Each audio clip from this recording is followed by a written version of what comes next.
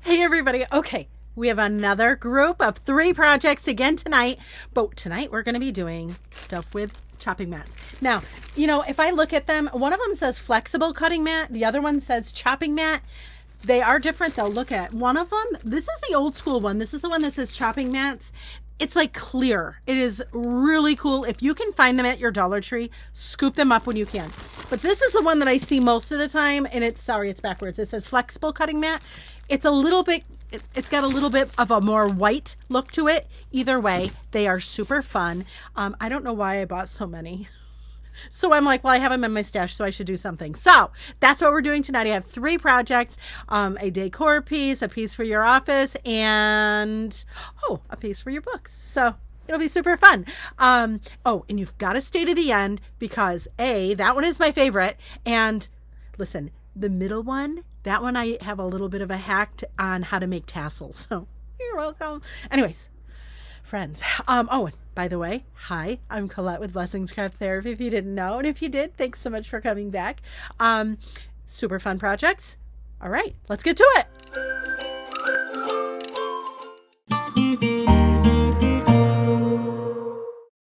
All right, so we're going to use these flexible chopping mats from Dollar Tree. We're also going to be using some of the Velcro from Dollar Tree. I'm using my Crop-A-Dile, and I'm using these eyelets.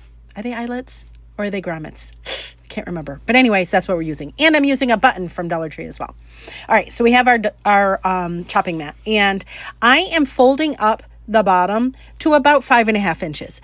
You could cut this and make it any size you wanted, but I wanted something longer so that I could put like scraps of paper in it or whatever. So that's what I'm doing here.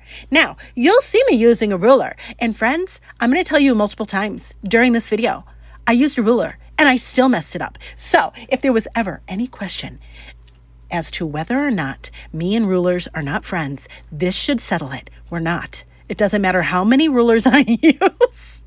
So anyways, I measured, I folded it, I made sure to make a nice crease on the 5.5 inch mark, and then I folded down the rest of that and again made a nice crease. There it is. Okay, that's the base of our envelope. This is so simple.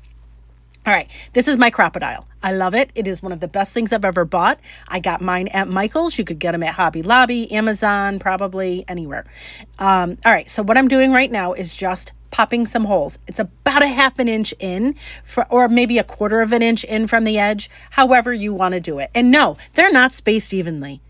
Again, you'll see me using a ruler, and yet again, it is wrong. Don't do like me. You're going to do great. You're going to use a ruler and it's going to be fabulous. I just have a thing about rulers, and that's okay. So you'll see I had done all of the holes. You're going to do as many holes on each side as you want. Okay. And you'll see here, I'm trying to make them even on both sides. Okay. You want as many holes on each side. Make it look symmetrical if you want. Now we're going to take our grommet, eyelet, whatever thing it is. And you'll see on this, it has a setter. This is an eyelet setter. And so we're going to take our little eyelet. We're going to put it in the hole that we made. We're going to use, it's got a little pokey thing. Yes, I'm sure there's a technical term. I don't know it. There's a pokey thing. Put the pokey thing on the eyelet and then squeeze the Crop-A-Dile. They have other setters where you can use a hammer and a little punch thing. That's great too. I don't have that, and so I'm not using that. You're going to do the eyelet setting for each of the holes that you made. Then I'm using the Velcro. I put the 2 pieces together, and then I removed the backer off of one, put it in the center-ish of my envelope. Then I removed the backer off of the second one, and then I'm going to fold the flap down, and then it's going to be exactly where we need it. I'm sure that this is Kiss Simple and people are watching like, yeah, duh. I know, but sometimes I think I'm doing something here. So there it is. And you could be done. This could be it. Look, it's super cute, right? You could put coupons in it, whatever.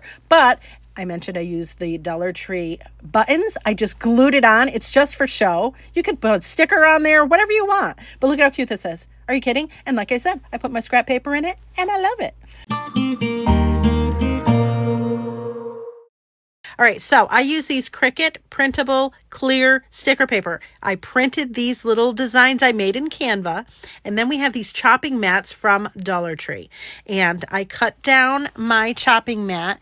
I like a chunky bookmark, so I made mine like 2.5 inches wide by 7 inches long.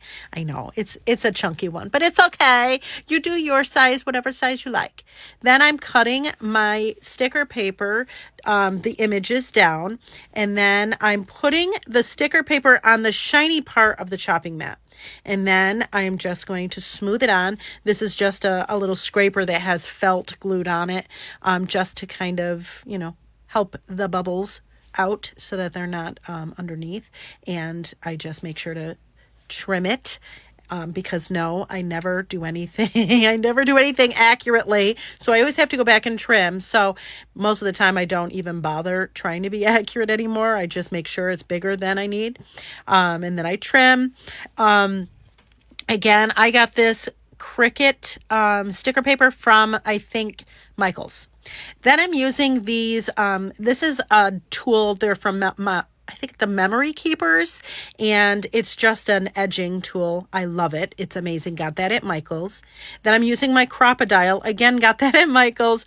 And I'm just popping a hole at the top. Lovely. And look at the image. I bought that image, by the way, off of Etsy, and I love it. I have some floss, and I'm going to cut 2 long pieces, about 12 inches each. And I'm going to make a loop, and I'm going to make a knot. What we're trying to do is trying to make a little area that we're going to use to attach this tassel to our bookmark. So here's our floss, and we're going to, here's the loop that I was telling you about. I just make a loop, and I just tie the top in a knot, just leave a loop at the top. Easy peasy. And then you're going to take those 2 free ends that you have with that, and then we're going to tie it in the center of our floss. Yes, I'm using the full thing of floss. If you don't want to use the full thing of floss, that was a tongue twister. A full thing of floss. You don't have to. You could use as little as you want. Then that other piece we have, I'm just wrapping it so that we make, we're making a tassel, right? So we're just wrapping it around that top part, and then I just tie it in a knot with the other end. And then I'm just going to trim it. I mean, easy peasy for a tassel. I love it. I like a full tassel, but if that's too excessive to you, by all means, cut it down. And then we're going to put that loop in through the hole that we made in our bookmark, and then we're going to loop our tassel through that and quit it. Oh, look at how pretty it is. Oh, I love it so much. It's so pretty. I mean, does anybody read books though? I do. I do. I love paper stuff. And look at, these are the other little ones that I made. Ah, they're so cute. These would make great gifts. They would go great in an Easter basket if you do that thing. I mean, I am there for it. My children love it. I love it. Whatever. Anyways. All right, so we're going to start with these flexible cutting mats from Dollar Tree. They come packed 2. We're only going to use 1. Then we're going to use this Cricut clear printable sticker paper. I printed mine off. I just made this in Canva. It was easy peasy. Okay, printed it off, let it dry, because sometimes the ink is a little wet because I used an inkjet printer. Then I'm taking the backer off just a little bit, fold it just so that I have a little bit so that I can kind of reposition it if necessary. And I'm going to put it on my cutting mat or chopping mat, whatever they're called from Dollar Tree. So you'll see here, this is the little container that I'm going to put it in. I want to make sure that the little flowers are up enough so that it doesn't cover them entirely. Does that make sense? And so you would just want to, whatever you're using, whatever bottom part you're using, you just want to make sure that whatever design you're using isn't completely covered up by your little container. Then I just pull off the rest of the backer, and I'm going to use my little scraper that has felt on it just to get all the bubbles out because I was a little fast. Now I have bubbles. So you just get the bubbles out. It's okay if you don't get the bubbles out. It doesn't have to be perfect. This project is so simple and forgiving. Yeah, I know. So anyway, so I got the bubbles out because it was making me a little crazy pants to knot. So there it is. Ta-da! Super pretty, right? Then we're going to I'm just rolling it up right now just to make sure that it looks right because as you know, when I do these videos for you, it is as big of a surprise for me if it works out as it is probably for you. So anyway, so we have that. I have some fairy lights. Now, I got these from my sis from Berkshire Pickers, but she got them from Amazon. But you could use the Dollar Tree ones that have batteries, whatever. I'm using some double-sided, it's like a foam tape, and I put it on our little fairy lights, and then I just glued it to the lid of this little cylinder box. The cylinder box, by the way, I got from Dollar Tree. So, and you could use any size as long as it fits as long as the chopping mat can fit in it and not have any gap. Just keep that in mind. Now I'm using double-sided tape here, and I put it all down the edge, and then I'm going to peel off the backer. And then what I'm going to do is I'm going to measure that bottom that we're putting the chopping mat in. You want to make sure that you roll your chopping mat to the same size so that it'll fit in it, right? So all I'm doing right now is just rolling that, and then I'm adhering that double-sided tape to it. See, easy peasy. Make sure it's all on there. It sticks beautifully, by the way.